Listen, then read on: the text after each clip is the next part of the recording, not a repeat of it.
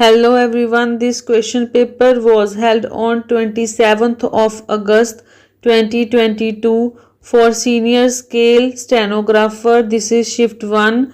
Question paper was held by Chandigarh High Court. Before starting the dictation, please like, share and subscribe my channel. Now I am going to start the dictation.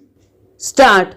Evaluation of the evidence of child witnesses, especially where the child is the victim herself/himself, is always a tricky affair. Combating at the times conflicting consideration come into play in such cases. Stop. On the one hand, there exists a presumption that a child of tender years would not ordinarily lie. Stop. The applicability of otherwise of this presumption would necessarily depend to a large extent on the age of the child. Stop. No dividing line can be drawn in such cases. However, one may reasonably presume that a child of the age of 4 or thereabout would be of an age at which two questions spontaneously put to the child, the answer would ordinarily be the truth. Stop. As against this, the court is also required to be alive to the fact that children are impressionable individuals, especially when they are younger in age and are therefore more easily tutored. Stop. The possibility of a small child whose cognitive and intellectual facilities are yet not fully developed being compelled to testify in a particular manner cannot be easily gainsaid. Stop. Even so, the prevalent jurisprudential approach proscribes courts from readily treating the evidence of child witnesses as tutored, and ordinarily where a child is subjected to sexual assault, her or his statement possesses considerable probative value. Stop. Para. Honorable Supreme Court had a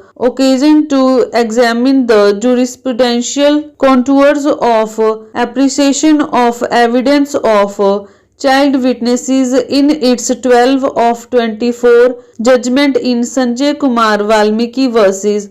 State 2018 SSC Online DEL 9304. Stop. The following passages from the said judgment were stands affirmed by dismissal of SLP number 3050/2019 preferred there against respondent. Stop. Para. The child witnesses, like the child himself, has ever remained criminologically speaking a jurisprudential enigma. Stop. The judicial approach to such evidence has at times advocated wholesome acceptance of such evidence, subject to the usual precautions to be exercised while evaluating any other evidence. However, the more prevalent approach appears to prefer exercise of cautious consideration by the court while dealing with such evidence. Stop. The reasons for advocating such a approach as is apparent from the various authorities on the point is that child witnesses are usually regarded as susceptible to tutoring. Consequently, courts have consequently held that where the trial court is satisfied on its own analysis and appreciation that the child witnesses before it is unlikely to be tutored and is deposing to his own will and violation, it cannot treat such witnesses or the evidence of such witness when any greater circumstance that would be accorded to any other witness or any other evidence. Stop. As has been often emphasized by court in this context, no express or even implied embargo on a child being a witness is to be found in section 118 of the Indian Evidence Act, which deals with the competency of persons to testify and reads as under